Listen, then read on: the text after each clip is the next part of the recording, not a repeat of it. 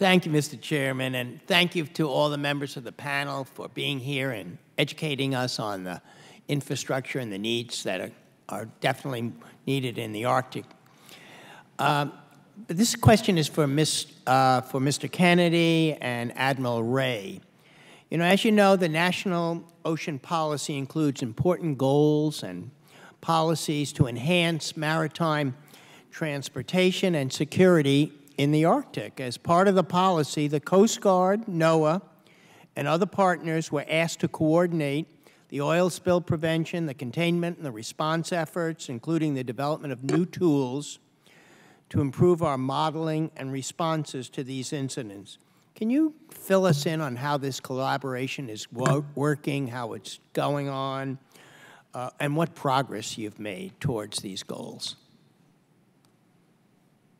Sir, I'll talk about the response side of it. The modeling, obviously, is in the expertise of NOAA. With regards to response, every summer when we go up on Arctic Shield, at least for the last several years, we send research and development projects to see what we can do to improve our capability to respond to oil spills in ice waters, waters on the edge of the ice pack, waters in that it's different. It's a lot different than the Gulf of Mexico.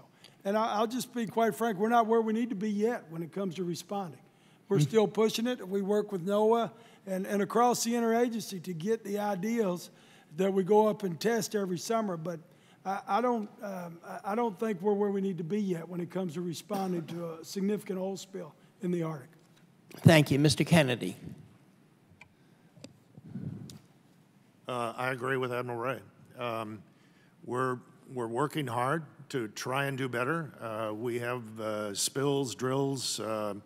There is an oil spill technology workshop in March in Anchorage, looking at Arctic and Alaska technology and where we are and where we need to go. As you've heard from the different panelists, that place is far, far away, and we have logistics issues, we have communication issues, and the science is not all there yet.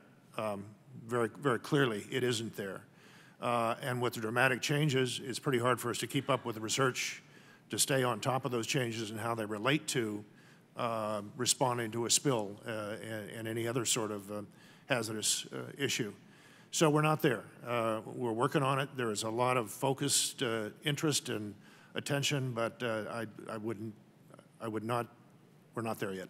Thank you. I want to follow up, and this again is for Mr. Kennedy and Admiral Ray on these, where we're going in terms of the policies and how far and where we are. You've indicated that we're really not there in implementing what we really need to do, and so I would like to know how we're engaging all the stakeholders as we plan for this ocean future.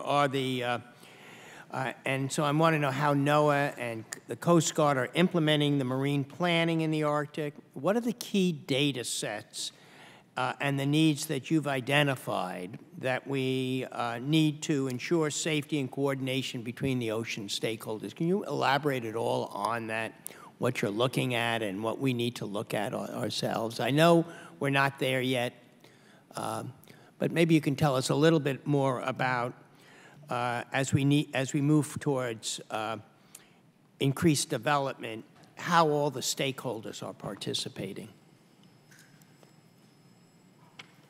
Sir, we've got captains of the port in Alaska. We've got one in Anchorage that actually covers all the way out to the western part of Alaska and up north. And we've got standing committees that include all the state by design. They include all the stakeholders from the local communities. And so they convene on a regular basis and talk about the issues. As we go up north there, as I think you may recall from my opening statement, we engaged in about 40 different coastal villages in Alaska last summer. And so when we go there, we kind of the way you interact with the folks up there is they like to sit down and get to know you. You kind of talk about these issues and you bring them up, and it's really human interaction is how we work through some of these things when you're talking about responding in waters that they've traditionally fished in and hunted in and done. So that's the primary tool the Coast Guard uses. It's a similar arrangement that we use in Miami or LA. It's just a different, and it's tailored to the nature of the stakeholders in the region. So NOAA has regional coordinators in Alaska.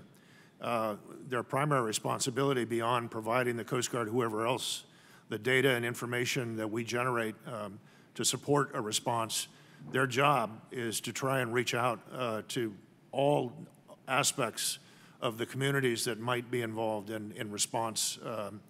So that includes down to and including, as Admiral Ray said, the indigenous folks. I think I mentioned in my testimony, we've actually gone out and done training in some of the villages. But that also includes academics. The state of Alaska is a very, very strong partner. We interact with them on a regular basis, as well as the Coast Guard. I mentioned in my testimony again, several other federal agencies, Interior, BOEM in particular. We spend a lot of time working with them.